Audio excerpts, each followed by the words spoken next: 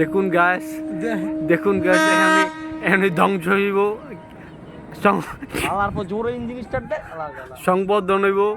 দেখুন গাছ ওইটারে কি কয় রে, ওইটারে কি কয় রে? হ্যাঁ, দং বংশ হইব।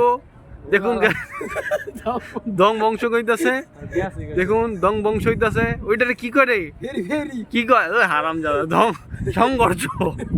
তোরা কবি সংঘর্ষ, এটারে লাগলো, এই লাগলো। দেখুন গ্যাস ভালো হইছে।